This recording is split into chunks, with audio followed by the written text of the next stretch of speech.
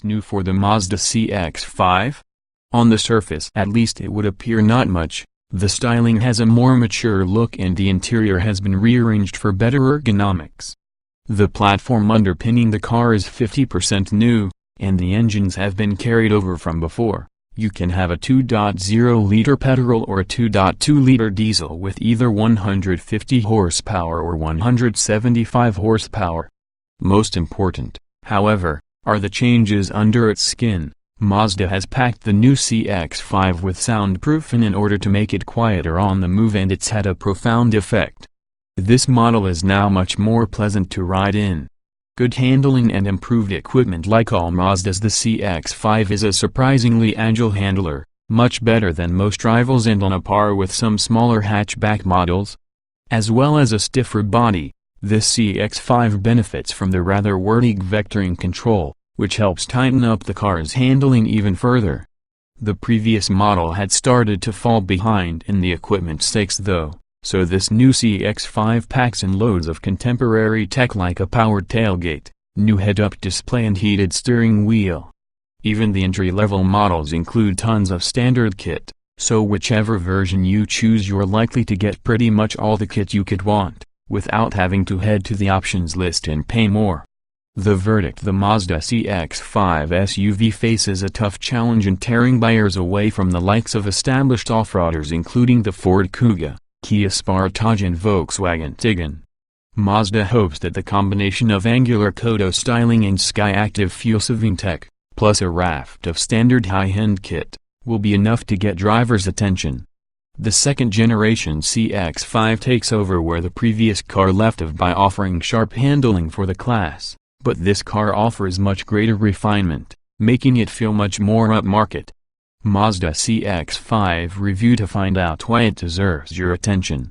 1 petrol and 2 diesels available. Choose from 150 horsepower and 175 horsepower diesels. Manual, auto, 2 and all-wheel drive available. The engine lineup includes a 2.0-liter petrol and 2 2.2-liter diesels. These are unchanged from the previous car except for clever new tech to help reduce noise in the diesels. A word of advice to avoid confusion when visiting a Mazda showroom: the firm no longer refers to the engines by their capacities in liters, instead simply using their power figures in PS, the same as HP. Petrol engine: there's only one choice here and it's a Skyactiv 165 PS, 2.0-liter, motor, with two-wheel drive and a manual gearbox. As heartening as it is to see a non-turbocharged petrol engine still on sale, in truth it feels out of its depth in a large SUV, especially if you encounter any kind of hill. As such, 0.62 miles per hour takes 10.4 seconds and progress uphill is leisurely. If you're coming from a diesel or turbocharged petrol SUV, the lack of punch at low and middling engine speeds in this version is going to feel quite alien. It needs to be revved hard to unlock its performance. Even then, this is far from a quick car. Having to work the engine hard to make brisk progress may be fine in a two-seater sports car like Mazda's MX-5, but it's a bit too much of an effort in a family car such as the CX-5. Diesel engines: there are 2 2.2-liter options here and both feel more suited to the CX-5 than the petrol. Things kick off with a Skyactiv 150 PS unit, the projected bestseller, and it's available with both 2 or 4-wheel drive, and a manual or automatic gearbox. The front-driven manual is the fastest of these, taking 9.4 seconds to get from 0.62 miles per hour, as well as being the most economical to run, with claimed economy of 56.5 miles per gallon. While not a million miles quicker in the benchmark sprint than the more powerful petrol, it requires much less effort thanks to loads of muscle, whatever the engine speed, courtesy of its turbocharger. Most powerful of all is the Skyactiv 175 PS version of the 2.2-liter diesel. It is all-wheel drive only, but you can pick a manual or automatic gearbox. Again, the manual is the fastest, racing from 0.62 miles per hour in 9.0 seconds. The difference between this and the lesser 150 horsepower model may sound small, but the 175 horsepower model feels much faster in reality, with the engine offering a very broad spread of power. Gearbox is two choices here, manual and automatic, and both come with 6 speeds. The petrol engine is manual only, but the diesels can be had with either box. The manual is typical Mazda, reasonably tight and accurate throws with a mechanical feel that makes it more satisfying to use than an SUV deserves to be, especially with a more powerful diesel under the bonnet. Impressions of the automatic alternative are good. Shift across into manual mode and the lever becomes a sequential shifter, downshift by pushing away and upshift by pulling towards you. It might not sound like much, but Mazda is one of the few manufacturers that does this correctly. Most others have up and down shifts in the opposite direction, which is far less intuitive when on the move. More fun than you'd expect from an SUV. Good steering and high levels of grip. Slick tech makes CX-5 sharper, and the Benz driving enjoyment is Mazda's calling card, and for the most part the CX-5 falls into line with the manufacturer's current run of satisfying steers. It doesn't deliver quite the same enjoyment as the company's smaller hatchback and saloon models, but you wouldn't expect it to. This is a tall and comfortable family crossover, which cannot escape the laws of physics. Innovations this time around include improved steering and braking plus a 15% stiffer body, allowing for a more comfortable suspension while maintaining handling ability. Where the CX-5 shines is when turning into corners. The Mazda responds neatly to turns of the nicely weighted steering, aided by the new Toth's model vectoring control. Don't worry about how this works. Just know it improves the dexterity of this large SUV, making it feel more nimble. There's a bit of body roll, but it's well controlled, with no wallowing, and mid-corner the CX-5 demonstrates huge and balanced grip levels, especially in AWD models. The heavier 175 horsepower AWD diesel feels weighty around bends but in a confidence-inspiring manner, and goes exactly where you point it, with more precise steering than the front-wheel drive 150 horsepower version, which has slightly vaguer steering. Put the steering to one side and the front-driven CX-5 feels more agile when powering out of corners, oddly, where it just grips and goes.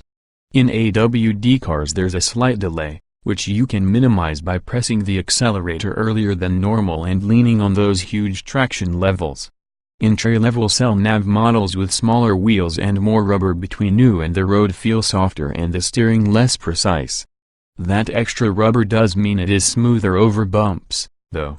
Sport nav trim makes interior feel a class above rivals. Great hatchback-style driving position adds sporty feel. Distinctive interior is stylish but remains easy to use. The first Mazda CX-5 boasted a much nicer cabin than its mainstream rivals, with a sport-on driving position and BMW iDrive yapping infotainment system, controlled with a dial in the central tunnel, rather than a distracting touchscreen, as with many rivals.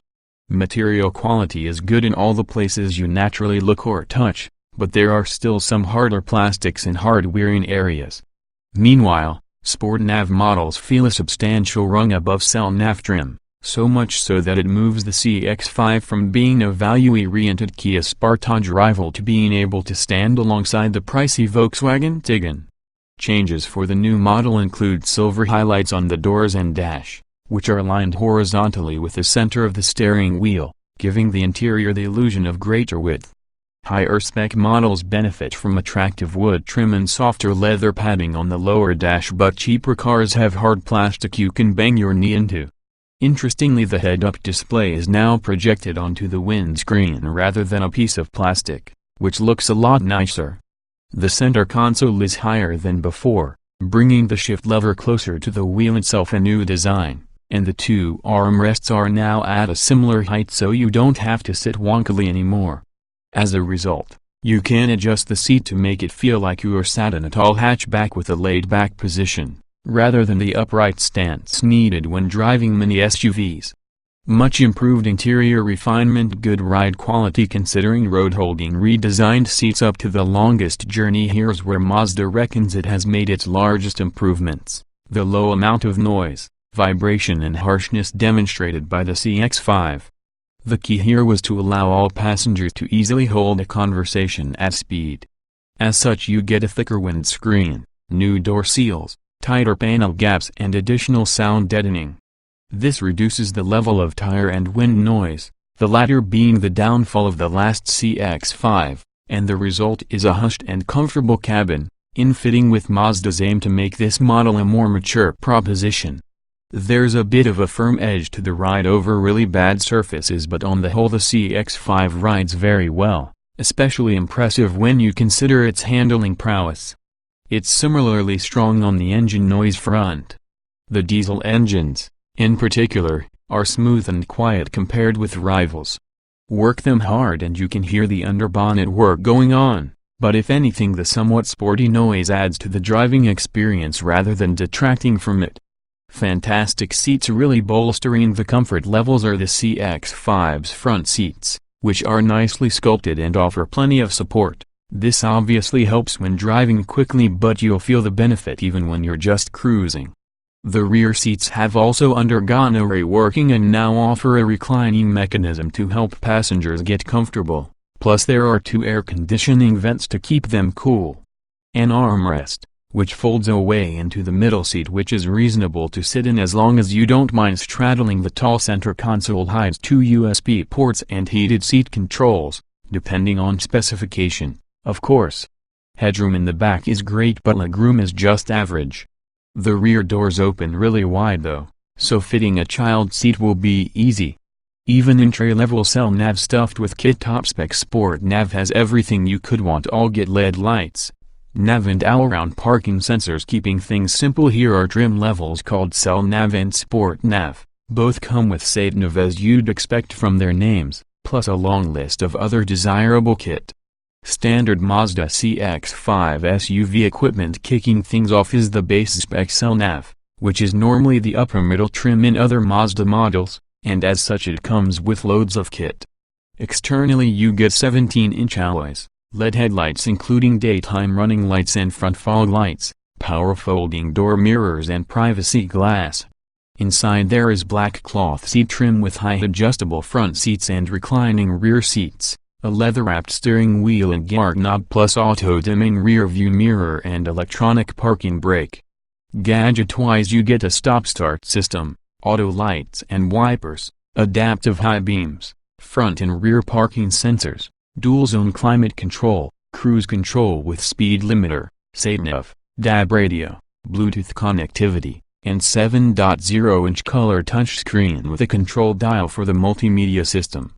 Upgrade to Sport Nav and you get quite a bit more equipment, including 19-inch alloys, reversing camera, a powered tailgate and leather upholstery. The seats are upgraded to powered items, 8-way on the driver's side, 6-way on the passengers, and the front chairs are heated, as is the steering wheel. A head-up display is added, as are traffic sign recognition, keyless entry, and a premium, 10-speaker Bose surround sound system. Optional Mazda CX-5 SUV extras. Seen as the top-spec CX-5 is already very well equipped, there aren't a huge amount of things you can pay to have added, save for metallic paint, a different leather trim, and a safety pack which we've explained in the safety section. Finally you can pick adaptive cruise control, which now works all the way down to a standstill. New front-facing camera unlocks safety features, better adaptive cruise control plus emergency braking, 6 airbags and new LED headlights complete the mix. The big news here is the addition of a front-facing camera plus the existing radar, to bolster the safety features offered by the Mazda CX-5. Adaptive cruise control can now work down to a stop, while adaptive LED headlights are brighter than the norm and automatically dip to avoid dazzling other drivers. Autonomous emergency braking and traffic sign recognition can also be specified for the first time in a CX-5. There's also a lane keeping assistant, departure warning plus blind spot monitor and rear traffic alert. Other more conventional safety systems include anti-lock brakes, dynamic stability control, traction control and hill start assist, plus 6 airbags. More space for smartphones and plenty of charging points, plentiful rear seat storage with neatly hidden USB ports, larger boot than previous model with 50/61,620 liters on offer inside the car. Several revisions have been made to accommodate smartphone and tablet charging. The storage spaces in front of the gear change and the box under the driver's elbow are both larger, while the latter features a tray to hold your phone above any tins of travel sweets or loose change. There are two 12-volt sockets in the front plus a USB socket and a pair of cup holders, and the glove box is now big enough to fit a 10-inch tablet device inside. In the back you get two reasonably sized door pockets plus an armrest in the fifth seat back that neatly conceals two USB sockets and heated seat controls depending on specification. Magazine-sized pockets are also stitched to the front seat backs. The boot is now larger than before with 506 liters available up to the cover. It's a usefully square shape and there isn't much of a lip to lift heavy items over, although it's not quite flush with the floor. Fold the seats down and pack the car up to the rafters and there is 1,620 liters of space. A new boot floor and reorganized tool layout means the underfloor storage has increased from 10 to 30 liters. While cargo net hooks have been added to help tie things down.